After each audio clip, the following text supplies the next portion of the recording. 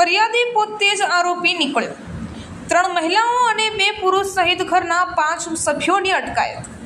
ગત તારીખ 1 ઓગસ્ટના રોજ સવારના 7 વાગે નવાબંદર પોલીસને વાસોજ ગામથી ફોન આવેલ કે વાસોજ ગામમાં ખોડિયાર મંદિરવાળી શેરીમાં એક રહેણાંક મકાનમાં ફળિયામાં લોહીલુહાણ હાલતમાં ખાટલામાં એક માણસ સૂતેલી અવસ્થામાં પડેલ છે, જેથી તુરંત જ પોલીસ ત્યાં પહોંચી અને તપાસ કરતા જણાવેલ કે ખાટલામાં સૂતેલ માણસનો કોઈ અજાણ્યા ઇસમોએ રાત્રિના સમયે માથાના તથા કપાળના ભાગે ઘાતક હથિયારથી ગંભીર જીવલેણ ઈજાઓ કરી મોત નિપજાવેલ હોય તે મુજબ ગુન્હો દાખલ કરવામાં આવેલ। તેથી પોલીસ વિભાગે માહિતી એકત્રિત કરી અલગ અલગ દિશાઓમાં તપાસ કરતા આ ખૂન મૃતકના પુત્ર ફરિયાદી રણછોડ મસરી ઉર્ફ ધેલા શિયાળ પોતે તેમજ તેના નજીકના સગા જગદીપ રામભાઈ શિયાળ, મૃતકના દીકરાની પત્ની મંજુબેન રામભાઈ શિયાળ, જમનાબેન ભરતભાઈ શિયાળ, ગીતાબેન વિજય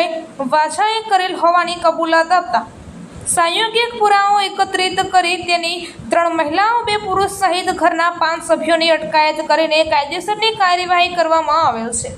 આ બાબતે ઉના વિભાગીય પોલીસ અધિકારી ચૌધરીએ મીડિયા પ્રેસ કોન્ફરન્સમાં વિગતે આપતા જણાવ્યું હતું કે મૃતક મસરી ઉર્ફ ધેલા મંજુલાબેનના સસરા થતા હોય તેમજ જમનાબેનના કાકાજી સસરા થતા હોય।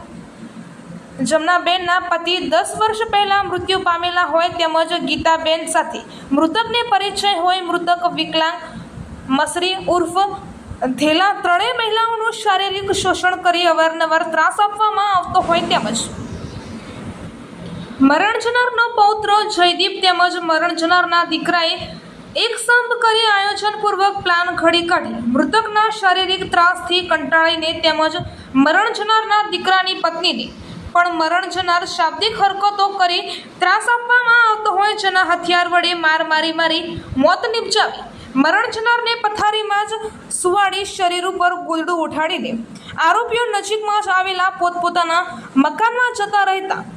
આમ ઘરના જ સભ્યોએ ઘાતકી બનીને મૃતકના ચારિત્ર્ય અને આતંકથી છુટકારો મેળવવા માટે મોતને ઘાટ ઉતારી દીધો હોવાનું તપાસમાં ખુલ્યું હતું।